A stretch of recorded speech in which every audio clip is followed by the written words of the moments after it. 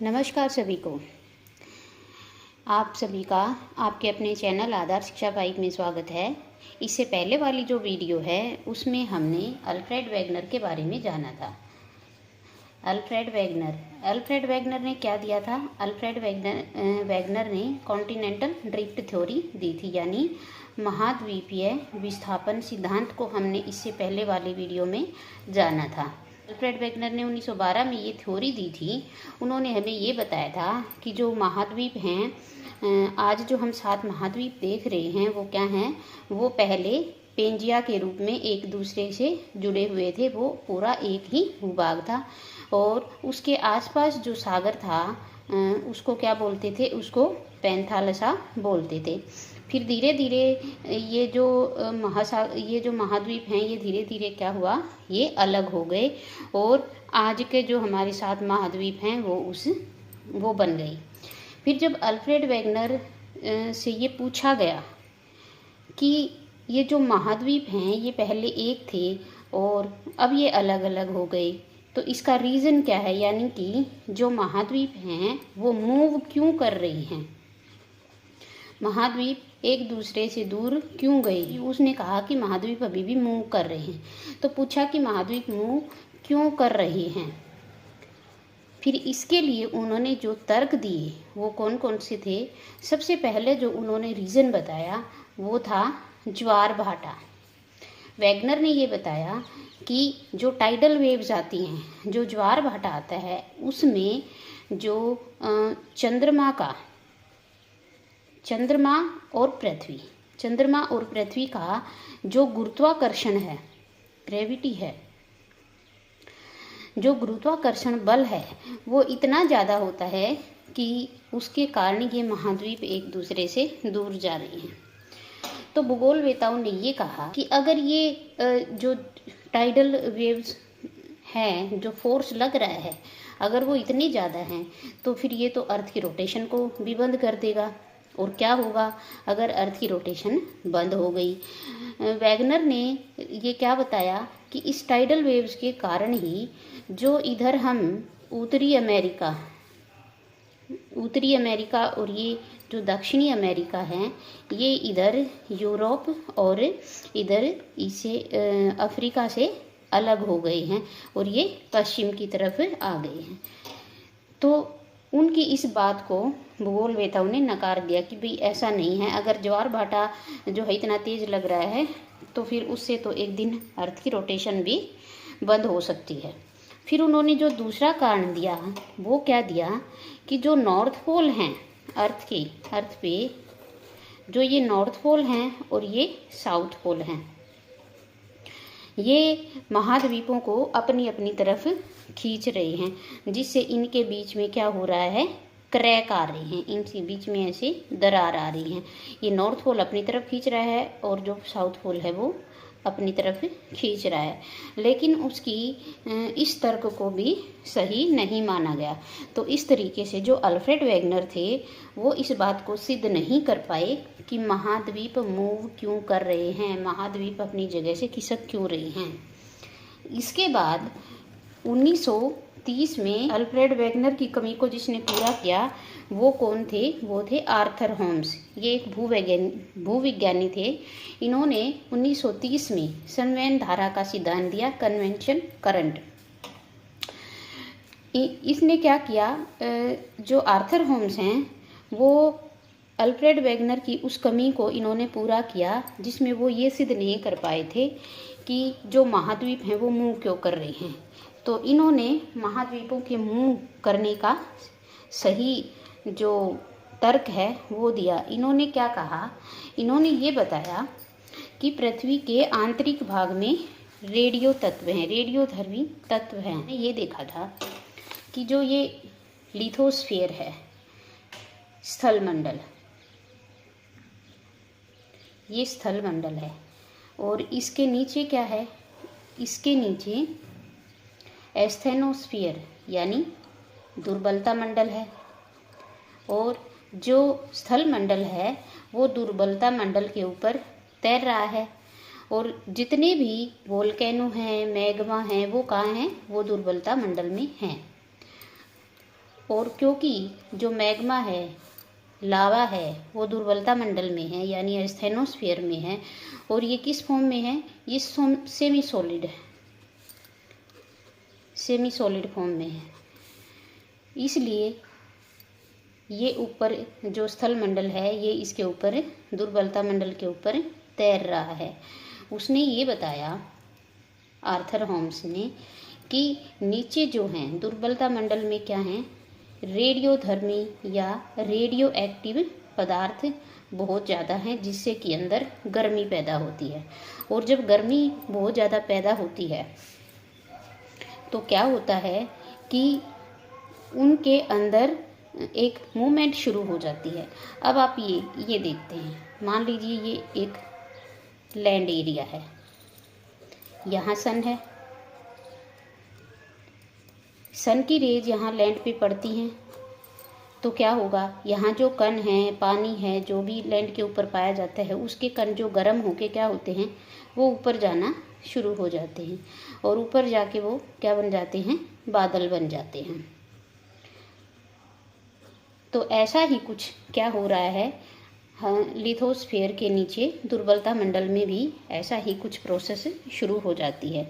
अत्यधिक गर्मी के कारण क्या होता है, जो ये मेंटल है, ये क्रस्ट है जिस पे स्थल मंडल है, नीचे जो मेंटल है, मेंटल के अंदर क्या होता है कि गर्म होकर कोई भी गैस है या कोई भी द्रव है वो क्या होता है, या फिर हम ये देखें कि मान लीजिए ये एक बर्तन है,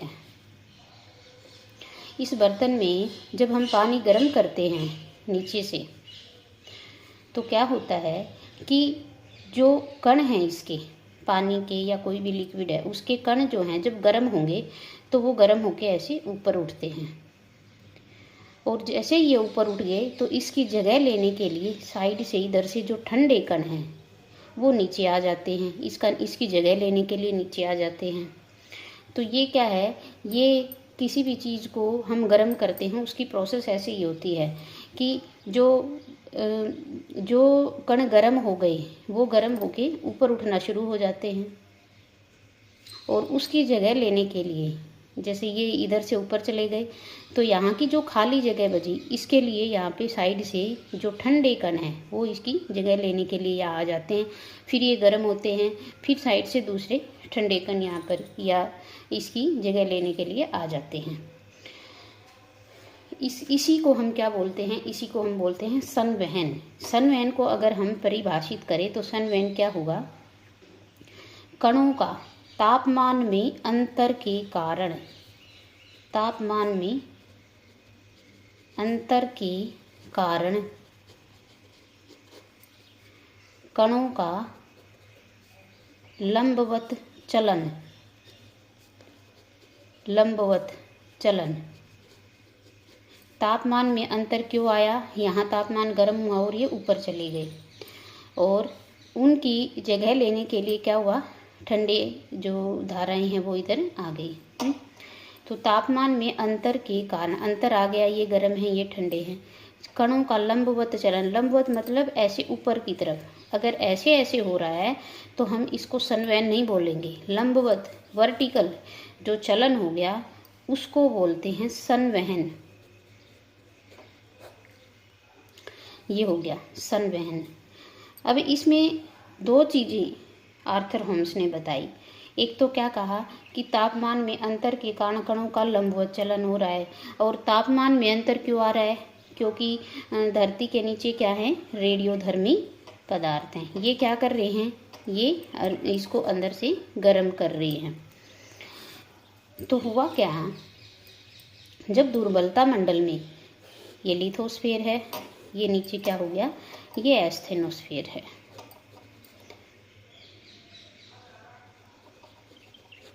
एस्थेनोस्फीयर। इसमें क्या बताया इसने आर्थर होम्स ने कि यहाँ से अत्यधिक गर्मी जब होती है तो मैग्मा क्या होता है, ऊपर की तरफ चलना शुरू होता है गर्म होकर,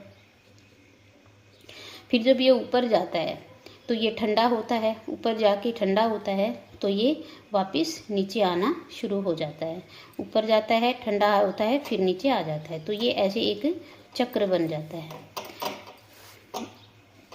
ऊपर गया, ऊपर जा रहा है, फिर ठंडा हुआ, फिर वापस नीचे आ रहा है, ऐसे ये प्रोसेस होती है।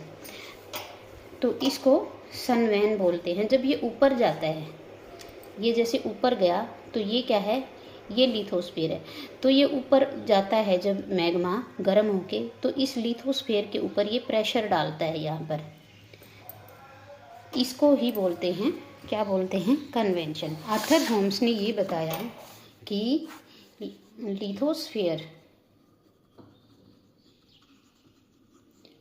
लिथोस्फीयर के नीचे दुर्बलता मंडल में क्या होता है कि जब मैग्मा गर्म होकर उबल कर ऊपर आता है तो ये क्या करता है, ये स्थल मंडल के ऊपर दबाव डालता है, प्रेशर डालता है, जिससे कि स्थल मंडल में दरार आ जाती हैं, लिथोस्फीयर में दरार आ जाती हैं और प्लेटें एक दूसरे से दूर दूर चली जाती हैं।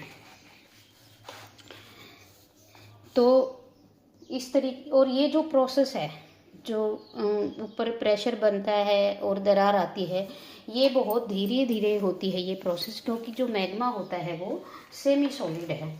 तो ये फिर आर्थर होम्स से पूछा गया कि ठीक है, ये इसने रीज़न तो दे दिया कि किस वजह से जो महाद्वीप हैं वो हिल रहे हैं।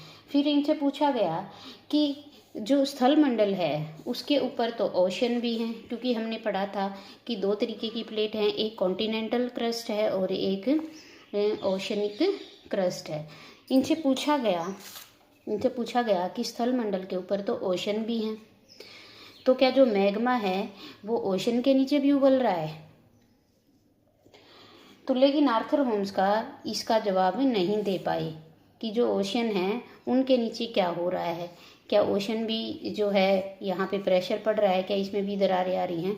तो इसका कोई भी जवाब आर्थर होम्स नहीं दे पाई। तो इसका जवाब देने के लिए फिर कौन आया? इनका जवाब देने के लिए फिर सी फ्लोर स्प्रेडिंग थ्योरी आई। स्प्रेडिंग थ्योरी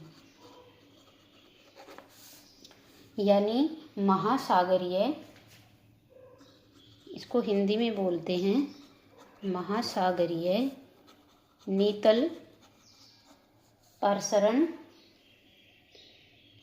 प्रसरण या प्रवाह भी बोल सकते हैं। प्रसरण मतलब फैलाव, स्प्रेडिंग सिद्धांत, प्रसरण सिद्धांत, ये इम्पोर्टेंट है, इनको याद रखेंगे। ये थ्योरी किसने दी? ये हैरी हैश ने। हैरी हैश 1960 में ये थ्योरी लेकर आए। इन्होंने क्या कहा कि जो महासागर का तल है वो क्या हो रहा है, वो स्प्रेड हो रहा है, वो फैल रहा है, अर्थात समुद्र के नीचे एक नया लैंड बन रहा है। हैरी हैश ने ये बताया है कि जब हम महासागरों की तल में जाते हैं, मतलब कि भाई महासागर हैं, उनके बिल्कुल जब हम गहराई में जाएंगे, जैसे मान लीजिए ये एक महासागर है, तो ये ऊपर से तो पानी पानी पानी पानी है, लेकिन कहीं ना कहीं जब हम नीचे जाएंगे तो इसका ये तल कहीं ना कहीं तो आएगा ना।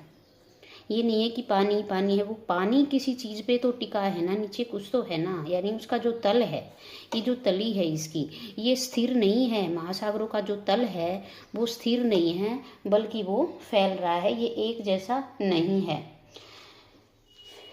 इसमें और जब महासागरों का जो तल है वो एक जैसा भी नहीं है, इसमें कहीं तो क्या है, इसमें कहीं हमें ट्रेंच मिलेंगी, कहीं पे इसमें रॉक्स भी मिलेंगी, कहीं इसमें क्या मिलेगा, रिफ्ट, घाटियाँ, यानी एक जैसा ये नहीं है।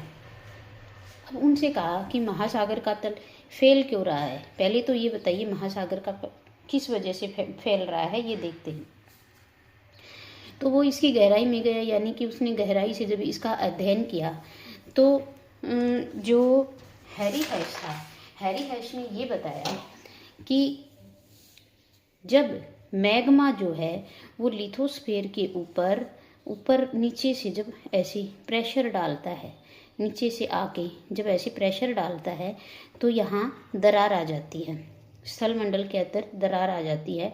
और ये दरार जो है, पहले दरार से स्टार्टिंग होती है और जब दरार आती है धीरे धीरे ये प्लेट्स एक दूसरे से दूर हो जाती हैं। ये बिल्कुल ऐसे है जैसे ये दरार है, तो ये जैसे प्लेट्स हैं, बीच में से दरार आएगी तो ये धीरे धीरे ऐसे अलग होनी शुरू हो जाती हैं। तो और फिर क्या होता है, जो बीच में गैप आ गया यानी दरार आ गई, उस दरार में से नीचे के प्रेशर के कारण मैग्मा एकदम से बाहर आता है और बाहर आके क्या होगा, वो इधर इधर फैलेगा, इधर फैलेगा, इधर फैलेगा और ठंडा होके क्या होगा, वो इधर जम जाएगा। तो इस तरीके से ये एक श्रृंखला समुद्र के अंदर एक पहाड़ों की एक श्रृंखला बन जाती है, जिसको हम क्या बोलते हैं, जिसको हम बोलते हैं, हिंदी में इसको बोलते हैं कटक और इंग्लिश में इसको बोलते हैं रिज। उन्होंने इसका प्रमाण देने के लिए ये बताया कि जो हम अटलांटिक महासागर देखते हैं, अटलांटिक महासागर में अगर हम बहुत गहराई से देखेंगे तो यहाँ पे ऐसा एक पहाड़ी नुमा हमें जो है कटक इसमें दिखाई देगा। तो वो किस वजह से बना है, वो इस दरार आने के कारण ही बना है। इनके बीच में जो दरार आई और इसको ही हम क्या बोलते हैं, मध्य अटलांटिक कटक। हिंदी में बोलेंगे मध्य अटलांटिक कटक। इंग्लिश में बोलते हैं इसको मिड अटलांटिक रिज। अब ये नहीं है कि ये सिर्फ अटलांटिक महासागर में है, ये प्रशांत महासागर में भी है, ये इंडियन ओशन में भी है, ये सभी में मिलेंगे। लेकिन ये बहुत गहराई से जब हम जाएंगे तब ये हमें दिखाई देंगे। ये क्या करते हैं, जैसे ही यहाँ पे क्या होता है, मैग्मा बाहर आया और वो जम गया, तो ये साथ वाला इधर जो फ्लोर है उसको ऐसे दूर धकेल देता है और बीच में से नया जो है यहाँ पे एक श्रृंखला बन जाती है पहाड़ी नुमा। तो साइड का जो ऐसे वाला है इसको ये धीरे धीरे ऐसे दूर धकेल देता है और एक नया फर्श क्रिएट हो गया महासागरों के नीचे। ये बिल्कुल ऐसे है जैसे मैं बात करूं, देखिए ठीक है, ये कैसे होगा, जैसे ये आउटर कोर है, ये मेंटल है, ये लावा गर्म होके ये जो है ऊपर उठा और ऊपर उठ के फिर ये इधर चल रहा है, बीच में से ये इधर प्लेट को ऊपर से धकेलेगा और ये इधर से खींचेगा और बीच में जो है इसके यहाँ पे प्रेशर पड़ेगा तो यहाँ पे क्या होगा, क्रैक आ जाएगा और यहाँ क्या बन जाएंगे, यहाँ पे बनेंगे मिड ओशनिक रिज। इस तरीके से ये ऊपर उठ रहा है, ये ठंडा होके नीचे जा रहा है। तो ये क्या है, ये कन्वेक्शन साइकिल है, यानी कि संवहन धारा का एक चक्र बना हुआ है। फिर जो है हैरी हेस से ये पूछा गया, ठीक है मान लिया कि ये नया समुद्र के अंदर जो है तल बन रहा है, तो फिर अगर जो है यहाँ पर जो महासागर का जो तल है वो फैल रहा है तो धरती का आकार तो बढ़ जाना चाहिए, क्योंकि नई धरती क्रिएट हो रही है। तो फिर ये बढ़ क्यों नहीं रहा है, ये इतना ही क्यों है, यानी कि जो तल है वो फैल रहा है। ठीक है, महासागरीय जो तल है फैल रहा है, तो धरती का आकार बढ़ क्यों नहीं रहा, धरती का आकार बढ़ क्यों नहीं रहा, वो उतनी ही क्यों है। इसने फिर दो तर्क क्या दिए कि एक तरफ तो जो तल है ना वो फैल रहा है, वो ठीक है, लेकिन साथ में क्या हो रहा है कि जब दो प्लेट्स एक दूसरे से टकरा रही हैं, अब तो प्लेटें दूर जा रही हैं, जब प्लेटें ऐसे ये एक इधर जा रही है एक इधर, यानी कि डाइवर्जेंट जब हो रहा है तो बीच में से जो है लावा निकल के क्या बना रहा है, लावा इधर निकल के ये तो रिज बना रहा है। लेकिन जब दो प्लेट एक दूसरे की तरफ टकरा रही हैं तो वहाँ क्या हो रहा है, वहाँ पे एक प्लेट दूसरे के नीचे जा रही है, तो वो वहाँ पे क्या बना रही हैं, वो वहाँ पर रिफ्ट बना रही हैं, वैली बना रही हैं, वैली बना रही हैं। और वैली यानी कि जो खाई वहाँ पे बन गई, वो जो एक प्लेट नीचे चली गई। सपोज कीजिए ये अभी हमने ये देखा हमने, यहाँ से तो जो है लावा निकल के ये प्लेट अलग हो गई, लावा निकल गया, लेकिन ये तो एक दूसरे से दूर जा रही है। लेकिन यहाँ देखेंगे तो एक इधर से आ रही है, एक इधर से आ रही है, ये दोनों यहाँ टकरा भी तो रही हैं। यहाँ पे देखिए ये दोनों इधर और इधर ये टकरा भी तो रही हैं। और जब टकराते हैं तो टकराने का मतलब क्या है कि जो भारी प्लेट है, भारी प्लेट, हम ये देखते हैं कि जो महासागरीय प्लेट है ना वो भारी होती है, क्योंकि उसके अंदर सिलिका और मैग्नीशियम होते हैं। और जो महाद्वीपीय प्लेट है वो सिलिकन और एल्यूमिनियम से बनी होती है, वो हल्की होती है। लेकिन जो महासागरीय प्लेट है वो सिलिकन और मैग्नीशियम से बनी होती है, जो भारी होती है। तो हमेशा जो भारी प्लेट है उसके नीचे ही जो हल्की प्लेट है, हल्की प्लेट नीचे चली जाएगी, भारी प्लेट के नीचे चली जाएगी। भारी प्लेट ऊपर रहेगी, हल्की प्लेट नीचे चली जाएगी। अब जैसे ही ये टकराती हैं, जैसे मान लीजिए ये दो प्लेट्स हैं, जब ये टकराएंगी तो ये ऐसे नहीं आएंगे, ये ऐसे टकराई और ऐसे टकरा के जो हल्की प्लेट है वो नीचे जाएगी, तो ऐसे बनेगा। ये बीच में जो है ये एक मिनट ऐसे मान लीजिए ये ऐसे टकरा के ये ऐसे मुड़ के नीचे जाएगी। तो हम देख रहे हैं कि बीच में जो ये गैप बन गया, इसको क्या बोलते हैं, ये खाई बन जाती है। और जो नीचे चली गई ऐसे करके, जो प्लेट ऐसे नीचे की तरफ चली गई, ये धीरे धीरे होगा, कई सालों में होगा। तो ये जो नीचे चली गई, बीच में जो ये गैप बन गया, इसको खाई बोलते हैं। और नीचे ये प्लेट ऐसे धीरे धीरे नीचे जाएगी, नीचे जाके ये क्या होगी, ये मेंटल में चली गई। वहाँ पे इनका जो चट्टानें हैं वो पिघल जाएंगी, फिर से क्या बनेगा, मैग्मा बनेगा। और फिर से वही चक्र, यानी कि ये फिर मैग्मा जो है ये वोल्केनो के रूप में बाहर आएगा और एक नया फर्श बनाएगा। तो इस तरीके से क्या हो रहा है कि एक तरफ तो जो कटक हैं, कटक क्या कर रही हैं, नया फर्श बना रही हैं, नया फर्श बना रही हैं। और दूसरी तरफ क्या हो रहा है, जो खाई हैं, खाई बन रही हैं, समुद्र की खाई जो है वो, उसमें खाई में पुरानी जो परपटी है वो मेंटल में जाकर क्या हो रही है, पिघल रही है, यानी कि बैलेंस बना हुआ है। यहाँ तो रिज बन रहे हैं, ओशनिक रिज बन रही हैं, लेकिन यहाँ प्लेट्स नीचे जा रही हैं, यानी पिघल रही हैं नीचे जाके। इधर भी नीचे जा रही हैं, ये पिघल रही हैं नीचे जाके। तो इस तरीके से क्या हो रहा है, नया भी बन रहा है और पुराना ख़त्म होता जा रहा है। तो इसने ये समझाया कि इस वजह से जो फर्श है, जो अर्थ है, जो धरती है, वो नया फर्श बनने के बावजूद जो आकार है वो बढ़ नहीं रहा है धरती का।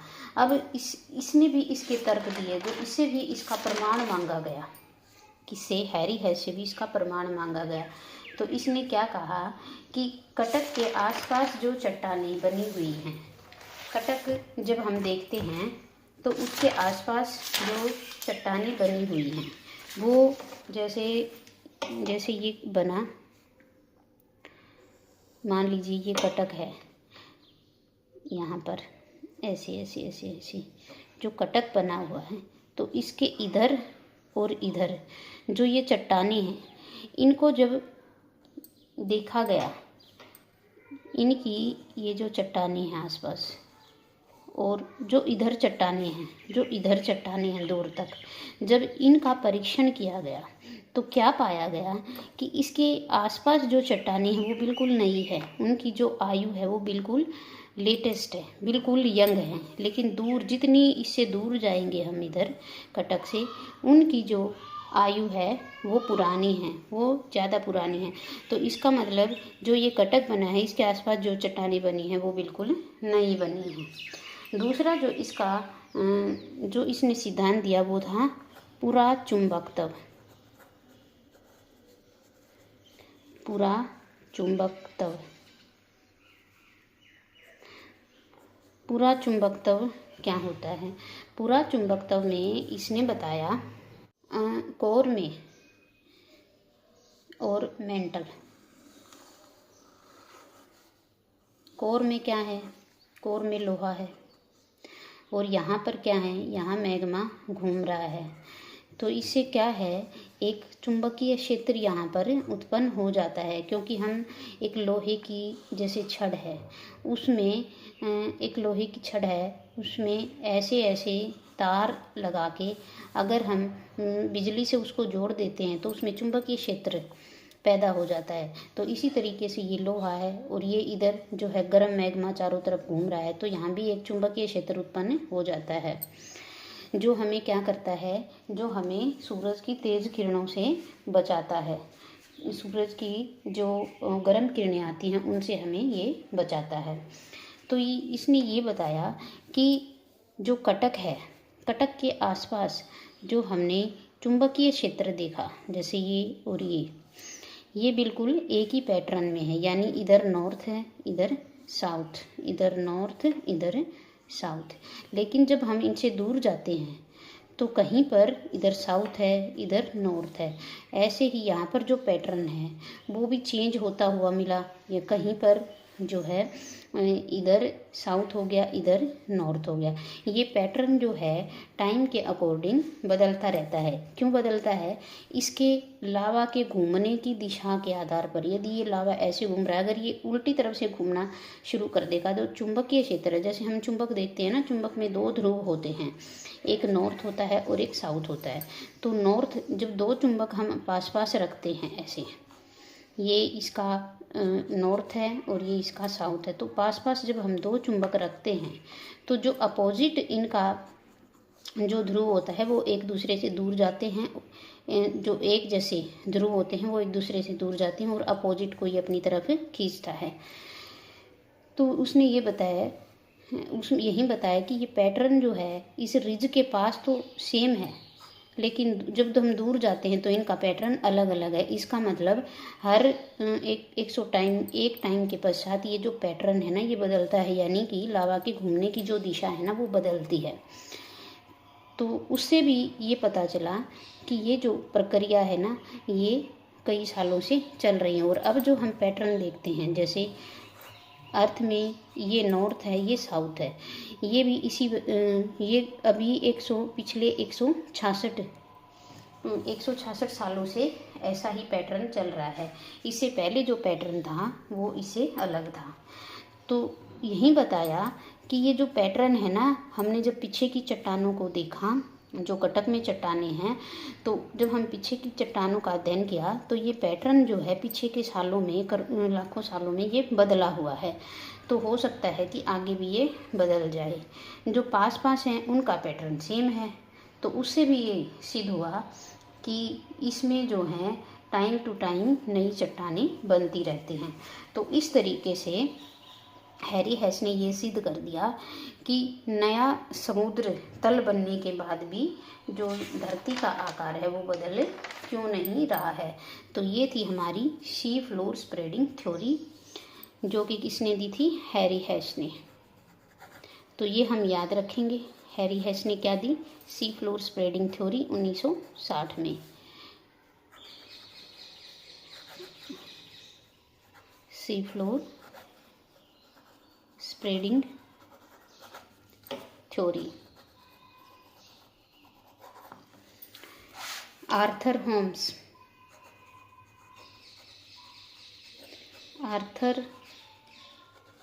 होम्स ने 1930 में क्या दिया? Convection current. ये सारी थ्योरी जो हैं ये एक दूसरे से जुड़ी हुई हैं, इसलिए हम इनको याद रखेंगे। जो हैरी हेस की सी फ्लोर स्प्रेडिंग थ्योरी है यही आगे प्लेट टेक्टोनिक का आधार बनेगी, वो हम अगली वीडियो में जानेंगे। तो अगर यहाँ तक आपको समझ में आया है तो कमेंट में ज़रूर बताएं। अगर कुछ समझ में नहीं आया है तो अगली क्लास में मैं उसको फिर से और अच्छे से समझाने की कोशिश करूँगी। इसके लिए भी आप कमेंट करें। आप सभी का धन्यवाद।